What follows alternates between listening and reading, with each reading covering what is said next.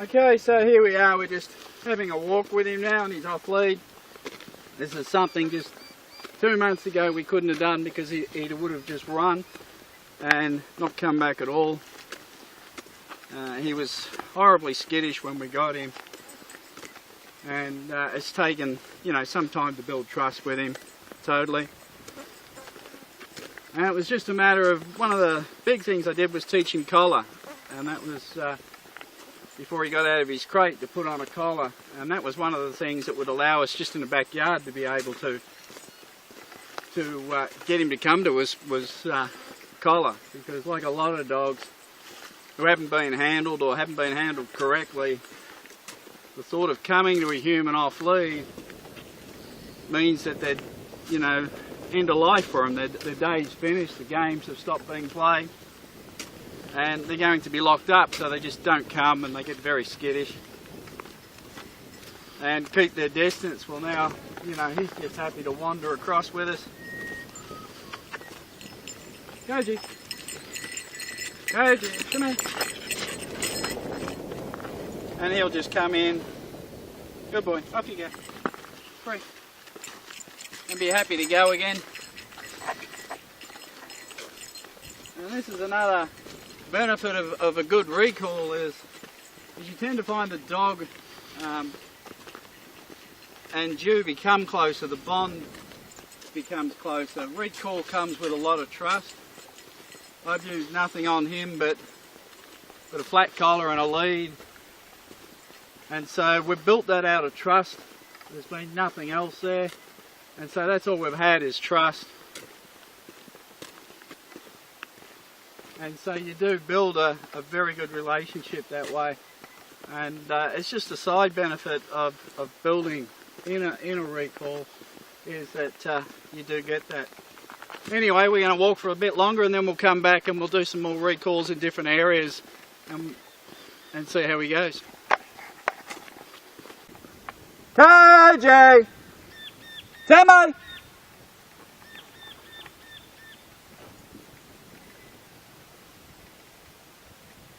Let's go! He winds himself all around the dog burrs. There's prickles all the way through there. Horrible things for dogs to get in their feet. Unfortunately, over this land, they're just everywhere. Good boy!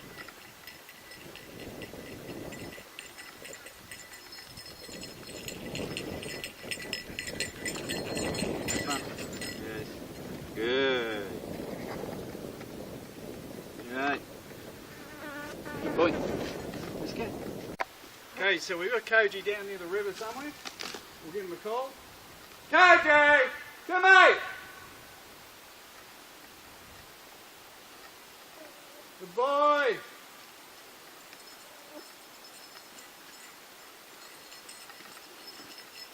Up front. Oh, good boy. Good. Okay. So this is day 2 of running a few tests. We're about 20 kilometres from where we were yesterday, in another area altogether. And each area is different from an area he's been in before, other than the runway, as we want him to get plenty of experience, new smells, new sights, all new for him. So out here there's some rude jumping over there. There's some cattle here just off to our right and again in front of us, and so he'll be contending with that, Koji, as well as the new smells and sights. Good.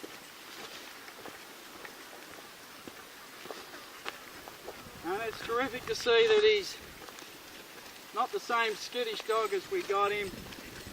That was terrified of being caught or handled. Just to try and pat him at times was difficult. And even though that had improved a lot before I started recall, the recall training has really closed that gap now, and he's quite affectionate. And you know, very rarely gets skittish at all. But this is what's important. A lot of people say, you know, you can't train a husky, you can't do it without e-collars. You can. And at this point, for a dog park or a backyard, he's absolutely fantastic. Out here, he still needs more proofing, and that's going to take time. But the point is, the only way to do it is to get him out here and do it with distractions in the real world. So if you want your dog off lead, you've got to get him out there. At some point you have to trust the process, you have to trust the animal. Be as safe as you can, but get the dog out there. And over again. If you just take it out once in a blue moon, you're going to run into problems. Go get it. So mate, boy, just bring him back because the cattle are advancing. They'll get to a certain distance. And the risk is he may decide he wants to be like his brothers from other mothers. And I've had him with cattle before and he's sad, very sad. And the cattle are likely just to laugh. So we'll keep doing this with him day after day. So it's a non-stop training process really for a dog to just keep proofing them and proofing them. But if you want a dog out here in the real world off lead, once you've done the training and once you've added distractions, dog parks and everything else, somewhere along the line you have to pick an environment that you can be as safe as possible in, and you have to trust the training and you have to trust the dog. If you just want them for backyards, for a recall there or dog parks, you're going to get that every week that you take them there, and every day your dog's out in the backyard and you need to call. So once you finish the training, you're going to be pretty good, and just that experience will proof that for you. Out in the real world, you've got to get them out, but try and get somewhere safe. Here, there's nowhere safe. There's hundreds of kilometres from your run, and once he crosses the borders into other properties, he becomes, you know, prime shooting material. If he gets in and decides he wants to play with the cattle, you know, they'll kick him to death. We've got roos that are, you know, 6+ feet high out here.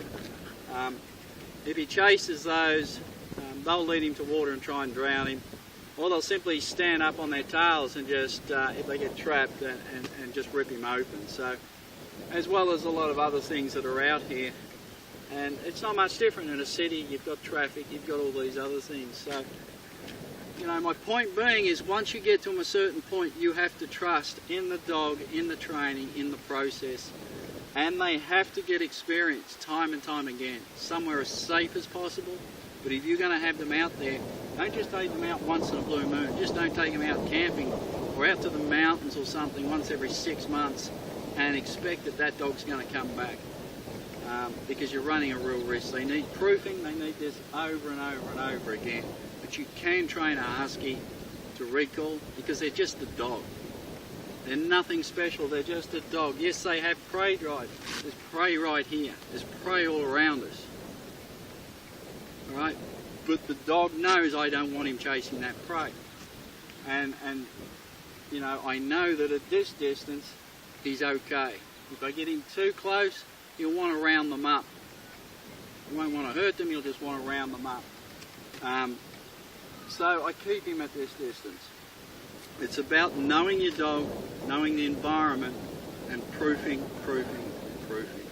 So yes, you can train a dog, a husky for recall. Yes, you can do it with no tools. And that's not a go at any tools. You use what you need to use to make your dog safe. That's the end of it. It doesn't matter. But for those that don't like e-collars, for example, if you put in the work, you can get a dog into a recall. You continue that proofing, you'll get a dog with an exceptional recall. If you're not confident, then and you still want your dog out somewhere, you're much better learning how to use something like an e-collar to proof that dog. Because at the end of the day, no matter what, the dog's safety must come first. Alright, we're going to go for a bit more of a walk, and we'll do a couple more spots and see what he's capable of doing and how he's going. Cheers. Jojo! Timmy! There he comes. Oh, yep. Down to the river again. Good boy! Good man.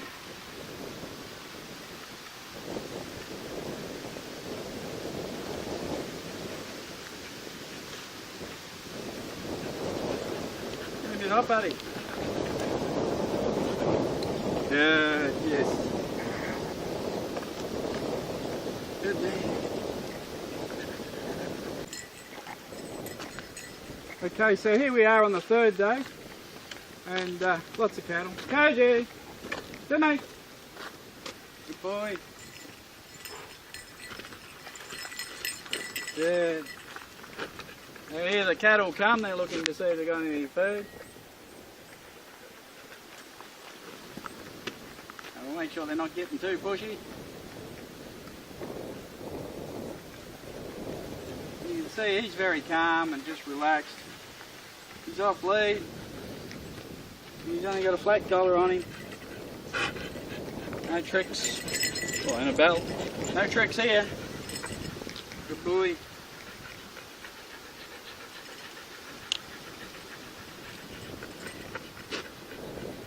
Good. And it's about, like I said, it's really about trusting the process and the training and the dog. You've got to start trusting the dog. The dog's got to earn its trust, but once it has, you've got to give it to it. And unless the dog breaks it, there's no reason to doubt that trust. And it's all give and take. It's alright to say, you know, the dog needs to know who's in charge and everything else. The dog needs to know what the rules are. They need to know, they already know you're in charge. You provide the most valuable resource, and that's food. So they already know that. And so trust has to go both ways. The dog needs to trust you, you need to trust the dog. Oh. And so you need to know that, you know, that dog is going to behave off lead. And to do that, you've just got to trust it. I can sit here and I can worry. The more I worry, the more he'll worry. If I get anxious, he gets anxious. We've put in the work.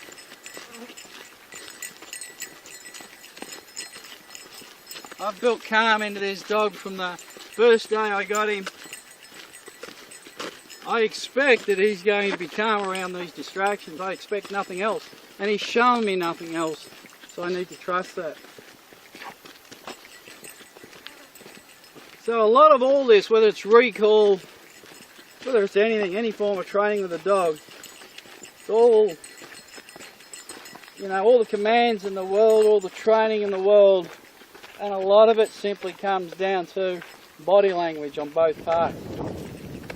You know, I've got to believe I know what I'm doing. The dog's got to believe that I know what I'm doing.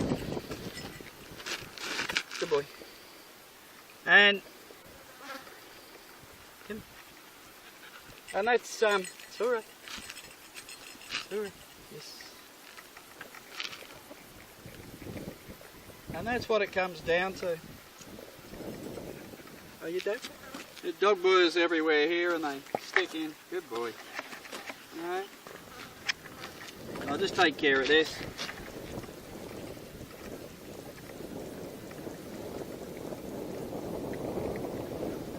Good boy. Here you go. Bring. And so it's about trusting the dog and the dog trusting you, and it's about body language. If I project confidence not only in what I'm doing and what the dog's doing, the dog will gain in confidence. If I panic around distractions, the dog will panic, will become anxious and do silly things. A calm dog is an intelligent decision-making machine. They've been taught right, and they're calm, they make good decisions. They're anxious, no matter how well they've been taught, they make terrible decisions.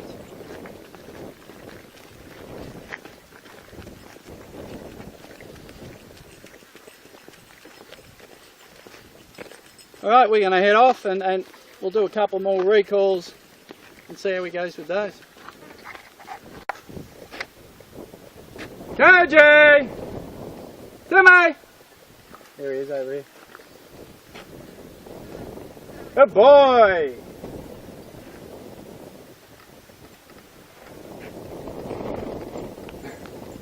Trying to avoid the dog burrs.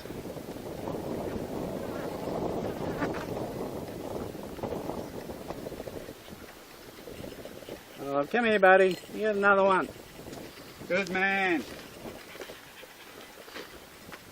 Yes.